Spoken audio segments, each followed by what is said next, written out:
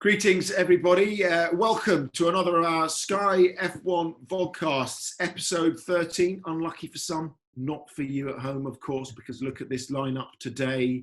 Ted Kravitz is here, along with Johnny Herbert, and I'm delighted to say team principal of Racing Point, Otmar Szafnauer is here. Hello, gents. Johnny, I'm going to start with you. What's the story with the facial hair? Are you going for the castaway look? Well, this is about more or less as good as it gets. I've had a little sort of shave down the side, but this is full growth since we've been on shutdown. It's pathetic. You're going to keep it going? You should. I'm going to keep it going, yeah. I'm going to see what happens, yes, and see if I can actually try and achieve some little twisty little moustache. Yeah, Johnny, don't let the cats near that beard. It'll be gone in a flash. Should they start looking at it? You had one like that last time, Otmar, but good to see you're clean shaven for this. That's a bit of respect for the podcast, yeah? Yeah, clean shaven, worrying about the neighbor's cats, got rid of it. Otmar, let's talk, if we could, first of all, about factory shutdown. So another extension, 63 days. What does that mean for you? What does it mean for the team? Well, if the 63 days holds, and I hope it does, that we don't extend it. That means we go back on the 27th of May. It's quite a long time, so we've had to take some measures to make sure that some of the mechanical components and metallic components that we had don't start corroding, for example.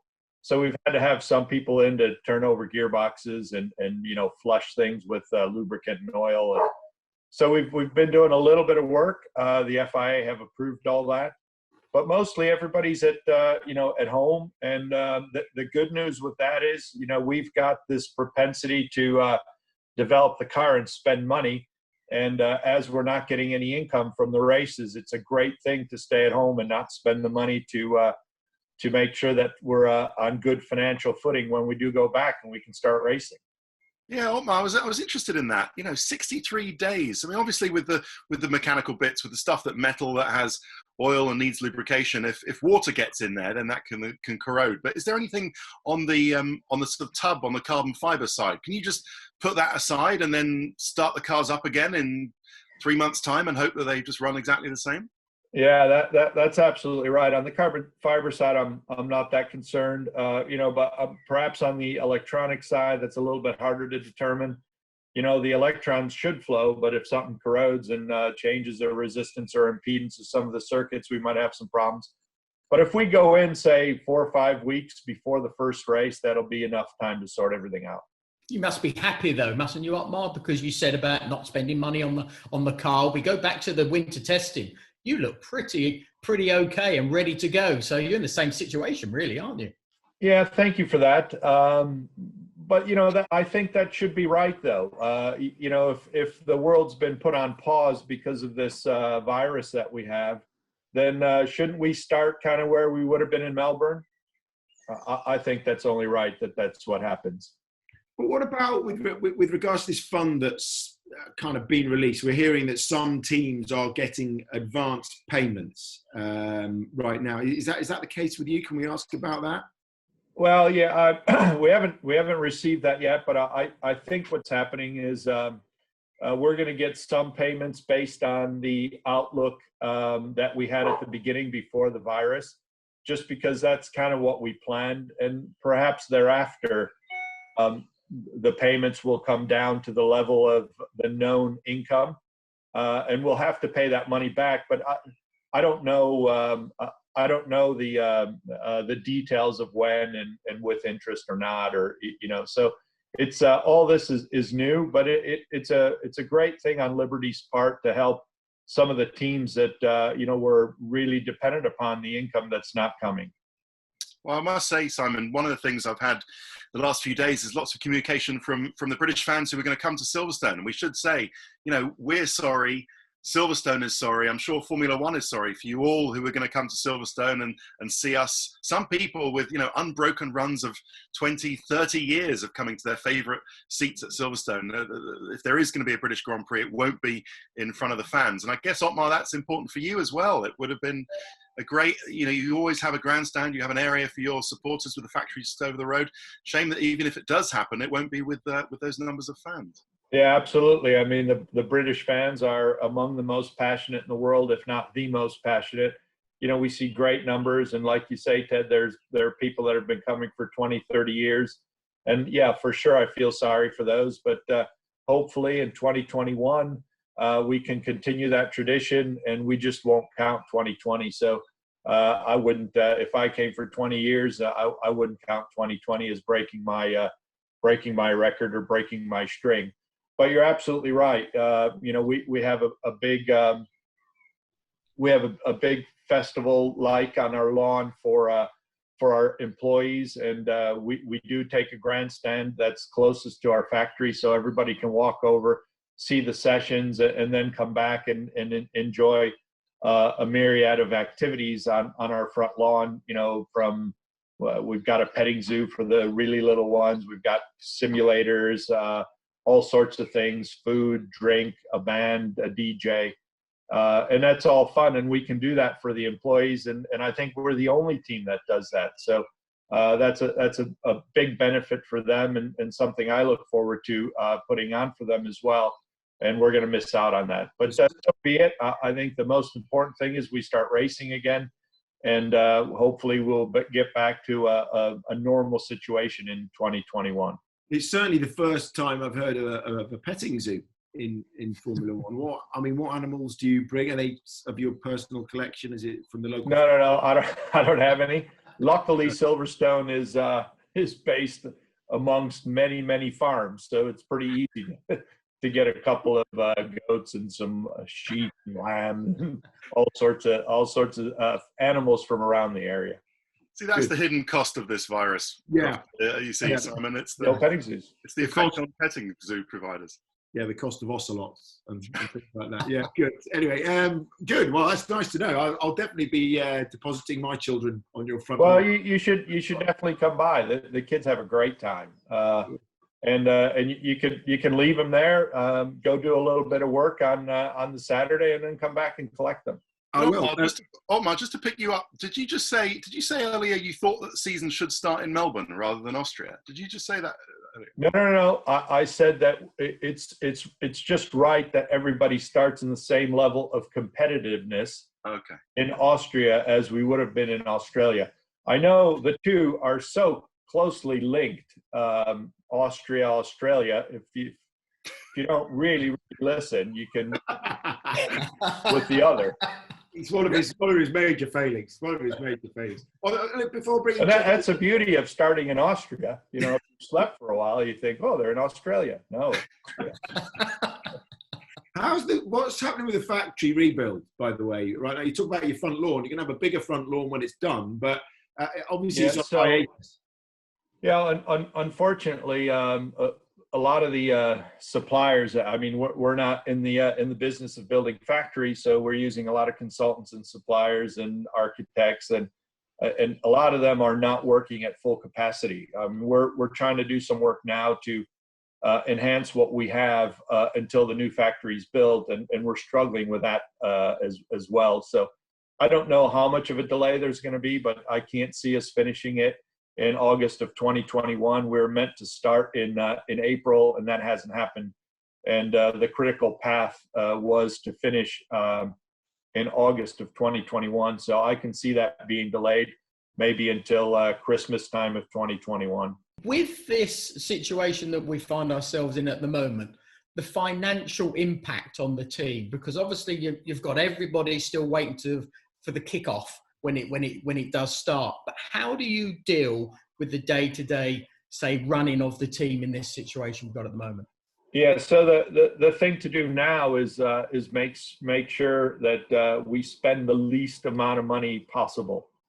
And that's why I say having a shutdown till the end of May goes a long way towards that. Because if you have 500, I mean, we have 465, but other teams have 500, 600, 700 people coming into work every day.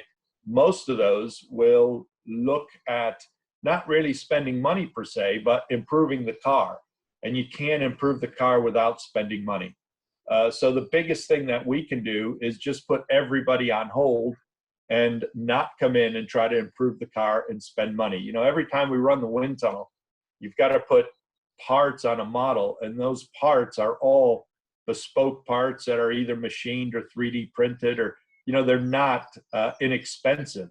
And then when you do find an improvement, lo and behold, you design a life-size part for the car, and you put that on and you test it. And it's just very, very expensive to continually upgrade and develop the car. That's kind of been put on hold. So we are saving a significant amount of money. So the thing you've got to do is make sure you spend the least at such a time where the income has been curtailed.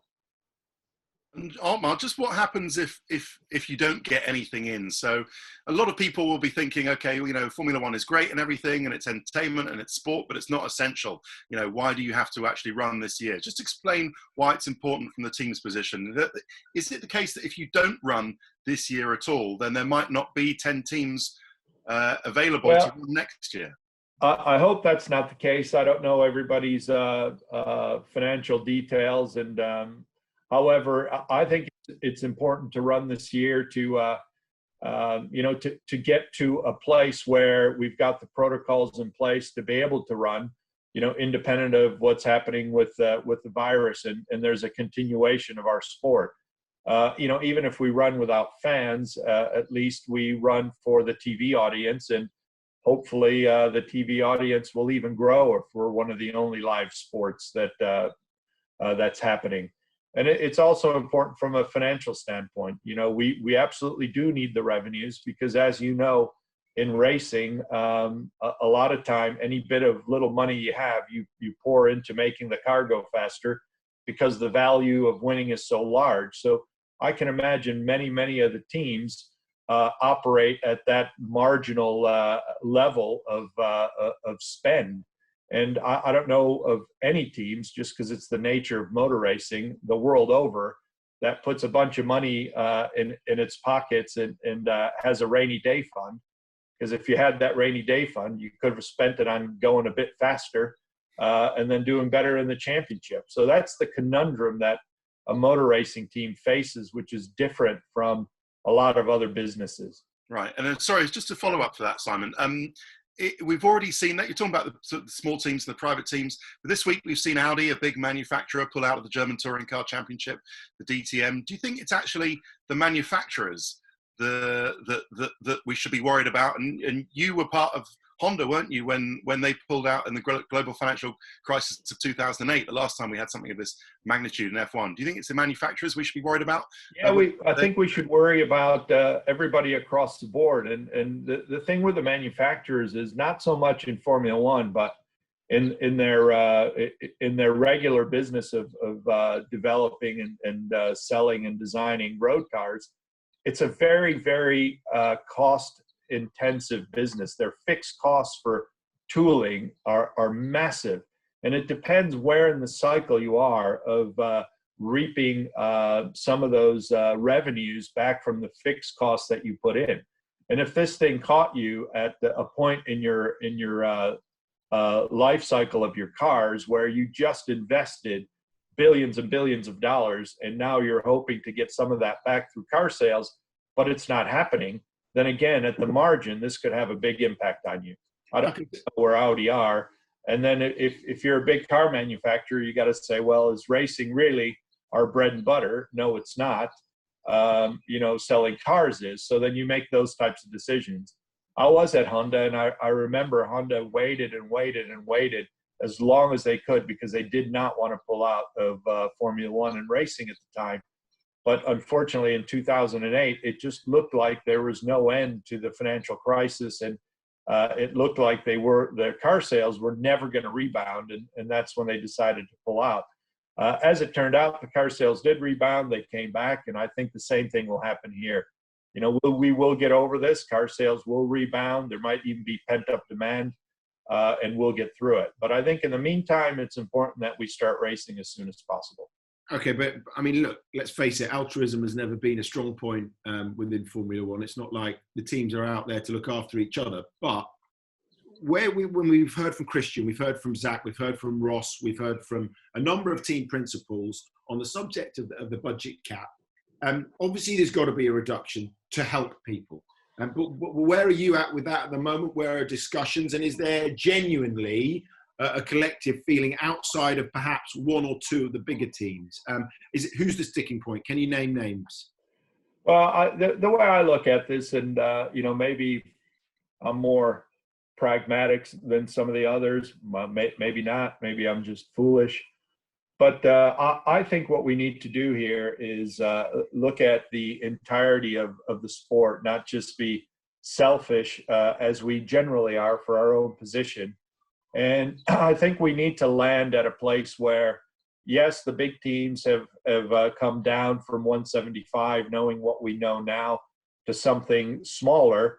But, $100 million for them might be, just a little bit too far to go and too deep of a cut. So I think somewhere in between there is right. For us personally, if it was 130, that would suit us to a T. We would operate there very easily. We've done it in the past, even lower. So I know how to do that. Our team members know how to do that. But we've got to be realistic and pragmatic such that we don't have a budget cap where some of the bigger teams say, you know what, at this level, I'm not efficient. I'll never get there. I'm better off taking my X amount of world championships, putting that in the bag and leaving. So we don't want that either. I think we want to keep everybody racing, keep Formula One in its entirety as we have it today. So we should look at a budget cap that either makes everybody equally upset or equally happy, whichever way you look at it. And to me, that's the right compromise. How do you deal with that, Otmar, though? Because it always seems to be, historically, it's always the big teams that seem to be controlling it.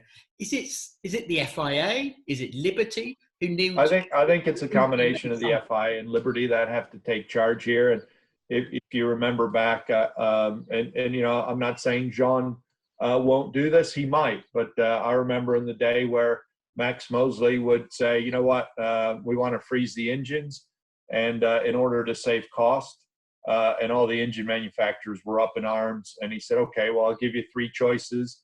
One choice was having chassis freedoms and a bunch of other things with frozen engines.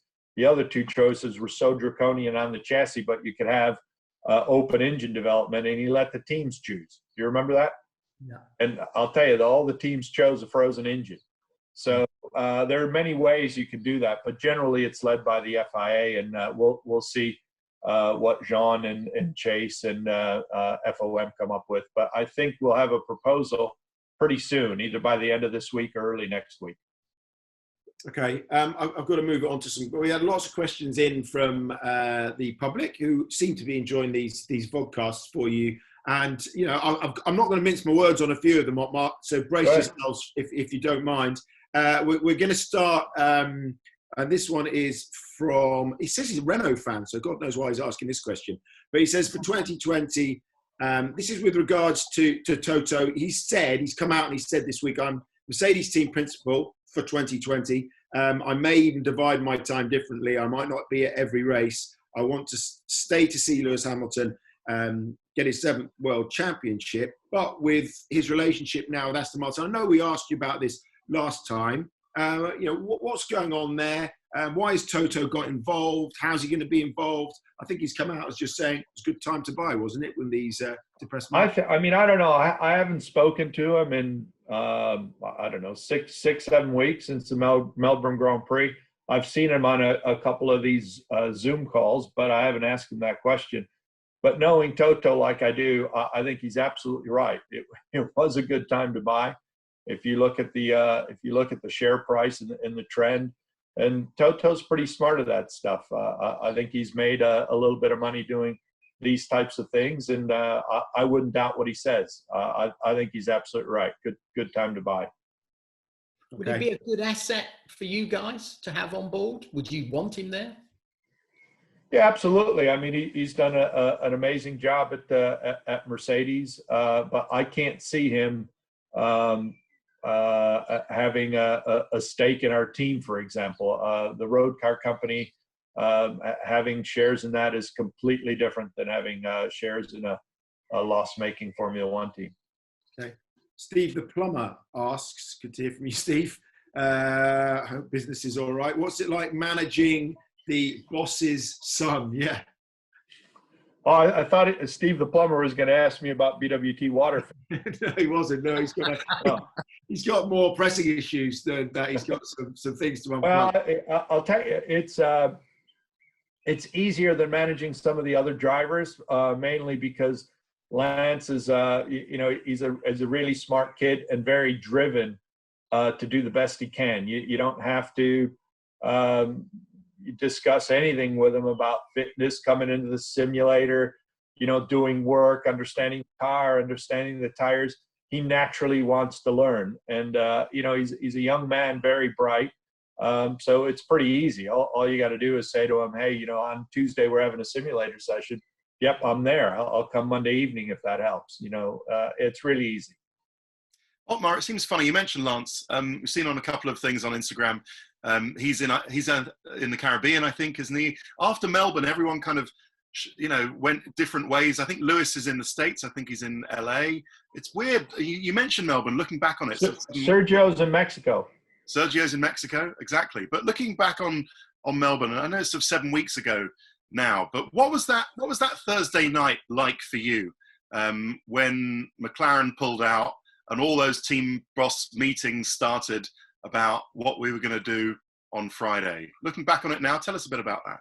Well, I mean, I was there and we had a vote. So that there are a couple of stakeholders there that had to, one, pave the way for us to start on Friday, to start free practice. Number one, the Australian government had to give the go-ahead to say, yeah, we're happy to have fans there, which they did.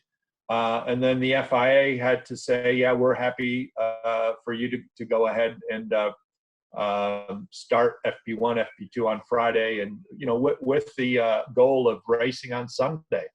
And then so the FIA said, well, we'll leave it up to the teams. If the majority of the teams say yes, we're going to say yes.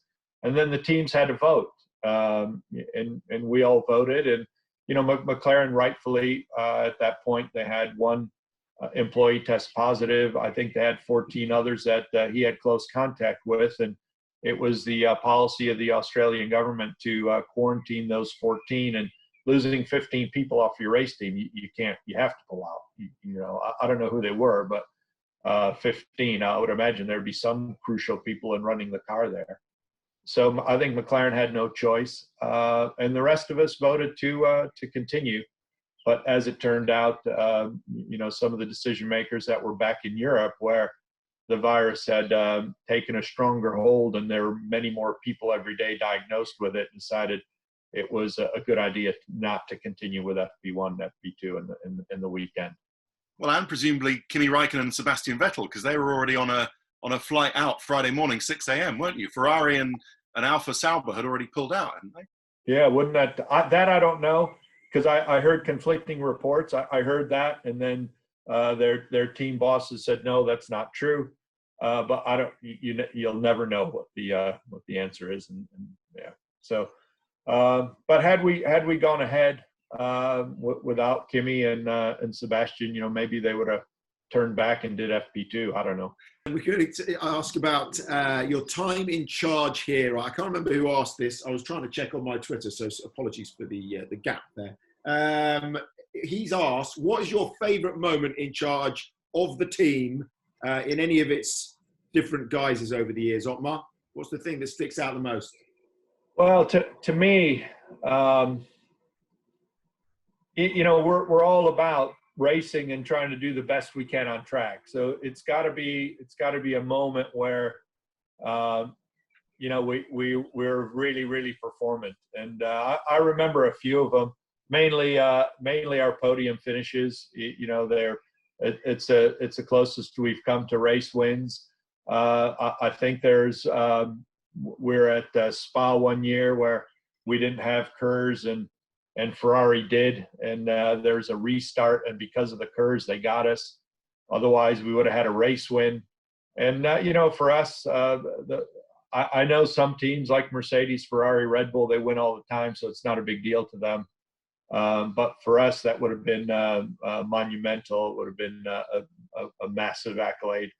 I also remember in in Brazil, having the quickest car on track by far underneath Hulkenberg. And he was just a little bit over exuberant trying to overtake Lewis. Went offline. It was a bit slippier than being online where Lewis was, and they crashed. I think we could easily won that race. I think at one point I remember being on the pit wall, we had a 40-second lead. So it's those moments for me that stick in my mind. And not the signing of Paul di Resta. I forgot that because it's usually on-track performance. But, yeah, that's a close second.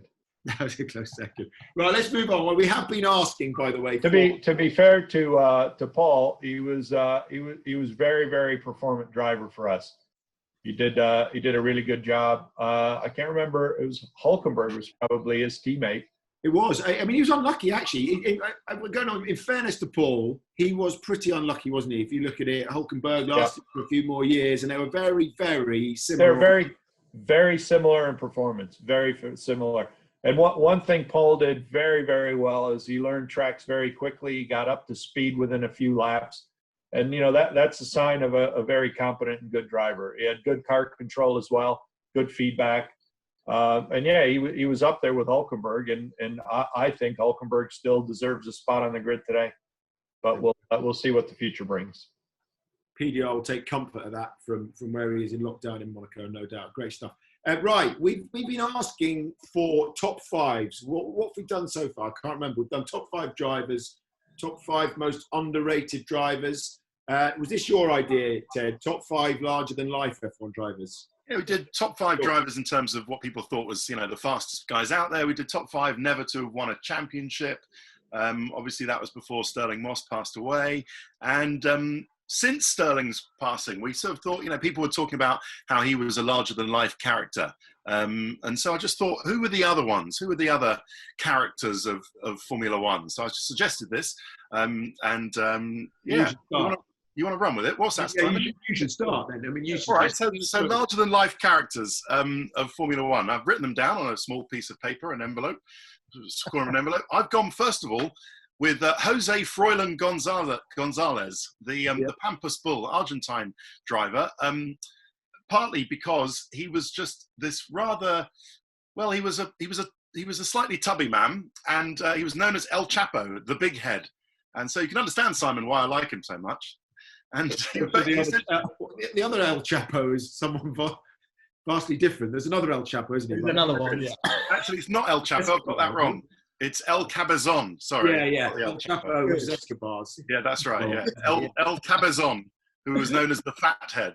He essentially liked just drinking Malbec and eating red meat as a good Argentine. So I liked him. He was a good character. Who else? Tommy Byrne. The Ulsterman, of course. I always liked Tommy Byrne. He was a character who would do all sorts of things. If you haven't read Mark Hughes' book about him, then have a look. There's a documentary online as well. Juan Pablo Montoya. He was a great character. Always said what he thought. Didn't really care about anything. No cares given about anything. Kimi I put down as a larger-than-life character, just because even though he might not seem it with the way he talks, I think he is. And my last one, Gerhard Berger. If only for filling Ayrton Senna's hotel room with frogs. Or Swearhard Berger, as we knew him in a later guise when he came. He used to come on to Sky F1 and we used to have to say, please, Gerhard, please. No swearing now, but it was almost an impossibility, wasn't it? No, egged him on. Jay, who have you gone for? I'll let Otmar, because Otmar, I don't know, he's probably just writing it up in his head right now, but let's go, Johnny. It's funny, if I go last, they're all going to be taken, so I got to think. Think hard. Yeah. Go on, Johnny. Right, well, I go back. Nelson Piquet. Now, there is a character there that we don't always, and have probably never really seen on the TV itself, but he was a driver who played the big mind games with all these sort of fellow drivers. But it was also what he was doing off the track as well, a cracking sense of humour. When I very first met him, I think in a test I did in Monza, I was wandering around the car and he came up and he just sort of looked at me and said, "Who are you?" And then I sort of went back to, "Who are you?" And then he sort of laughed and joked. But he had a really good way of sort of delegating with his team, but also with the drivers. But it was the mind games I think he played, especially with Ayrton Senna. There was some really dirty stuff that he really tried to dig up there. So Nelson is my number one. Alessandro Nannini. Now, the Italian was looked upon as sort of quite a quiet character. But what I remember about him, and you would never ever see it in this modern world, he used to have 2 espressos with 3 sugars in it.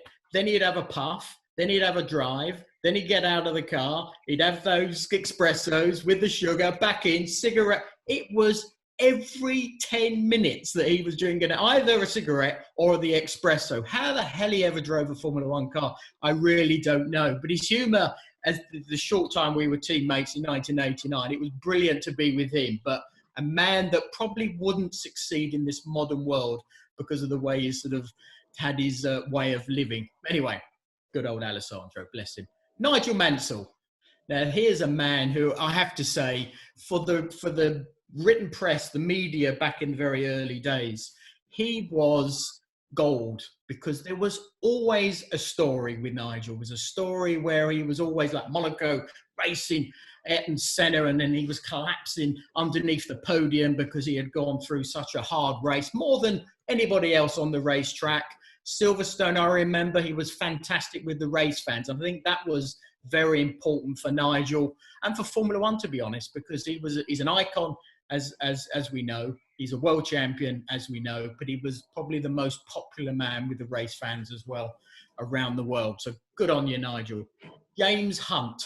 Now, this guy, I have to say, lived the life to the full. Everybody who's seen, hopefully, Rush will know a bit about the story. But I met him when I was doing Formula 3000, actually. He was managing a couple of drivers at the time. But he was really, really wanting to help British drivers get themselves into Formula One. And when they got to Formula One, he was always there for advice. And you'd normally see him in Monaco, in his shorts, no socks, no shoes, wandering around the paddock. And obviously he had his sort of a bit of fun when he was on his boats as well, having a good old sort of drink or two. Short shorts, yeah. Very short shorts. Yeah. Yeah. So James was a brilliant character, and we lost him far, far too early. And my last choice, Eddie Irvine. Now, Eddie is something that I think we all know him to be very much the ladies' man, and he lived that life to the absolute full. But he somehow, I don't know how he ever did it, he was able to sort of focus on the racing that he had to do, but he was also able to focus on the grid girls that were always there during every single race. So he was a really big character, and I think he was loved by a lot of people. Did a lot of good stuff, obviously, when he was with Eddie Jordan in the Jordan. So yeah, he's my last choice. There you go. Otmar, what does that leave you with? No one except for Niki Lauda. Yeah, no one said him yet, have they? Yeah, the big choice. Go on, explain. You must have. I mean, you've been coached. A lot of the drivers you mentioned. Some of them I met, others I haven't. But I had an opportunity to work with Niki, and yeah, great character. Spoke his mind. Was very straight. Didn't mince his words. Whether you liked it or not, he told you what he had to say, and it didn't matter who he was talking to. Not just me, but anybody. It could have been Byrne at the time, or Toto, or a CEO of Mercedes, or I remember the reason I say it is I was going from British American Racing to Jaguar as a chief operating officer in 2001, and Niki took over as team principal of Jaguar Racing, and I was meant to start on a Monday, and on a Friday I got a phone call saying, "Don't bother coming in. You're fired." I thought, oh, okay, well that's a bit different. I got fired before I even started. But I asked Niki, well, why is that? He said, I don't know who made you this offer on your salary, but it disrupts the entire salary ranges that we have here. We can't have you come. So he fired me. Oh, well, there you go. It's a good start. Good start. That's how I met him in 2001, and I can't say we're close friends, but we're definitely close colleagues, and I really enjoyed working with him, and we all saw the movie, so yeah, that's the one I would add. We can't miss off Martin Donnelly, can we? Another Northern Irishman. How can we miss him out? Your man. Is he all right, by the way, JH? Before we go, because he was struggling, was he? He had that horrific incident in Jerez. Yeah, 1990. He had. Yeah, no, he's doing much better. Yeah, I saw him mainly at the end of last year, but yeah, back to normal. Still don't understand a word he says every time we sit down together, but his leg is a lot more sort of settled nowadays. So, but you're right, Martin. I have to say, what a character. You know, you've met him a few times. We don't really know, as I said before, what he's saying, but the humour that comes out of him is brilliant, isn't it? Brilliant. I remember we went to the Rolling Stones concert, didn't we, back in Montreal in 2013, and we were quite close to the front, and we couldn't hear anything. He was trying to communicate. He'd had a few, hadn't he? And that with Mick Jagger and Keith Richards over the top. Yeah, that's right. But, Oscar and the Williams pub quiz as well. Yeah, out of control. Otmar, thank you. Pleasure. It's great to pick your brains as always. Stay safe. On lockdown and shutdown as it is. Yeah, stay safe. We'll see you very shortly. Before we go, though, I'm just going to promo this. Look out for Jensen's first win in the Honda. We're looking back. Our latest watch along is 2006 in Hungary. I was there. Today, well, we've donned pink shirts to take you back to the 6th of August 2006 to celebrate Jenson Button's first win in Formula One. And finally, this was going to be it. This is it, the first win of my Formula One career with a team that had worked so hard for it. The reason why we used Anthony so much was because the race drivers used to whinge a little bit. So it's all because of me, Jensen. You're enjoying these lovely intermediate tyres right now that are working so well. A lot of very emotional people in the team, ready for this checkered flag to fall. Shovers, look at him. There you are, Shovers. Shovers. Hey. So it is very emotional watching it back, especially with you guys. Well, as you said, Otmar, you were there. We should have got you along for the watch along. Maybe we'll do it again at some point. What were your memories of it? Well, I remember Fernando winning the race, and we're running second. And it looked like we were going to finish second until they had a pit stop problem. I think his wheel nut came off, and Fernando pulled over. We were then winning the race, and we ended up in first place. I also remember Mr. Fukui, the current CEO of Honda, was there to watch that, and he went up on stage and received the trophy with Jenson. On the podium. And then you all went out for a quiet night in Budapest to round it all off as yeah, I think those were the days of the Red Bull parties in Budapest. Okay, thanks, Otmar. It's always a pleasure to have you on, and to Johnny and to Ted, and for your company at home. Hope you enjoyed yet another podcast. We will be back on Friday with another special guest. Tune in then. From us all. Bye bye.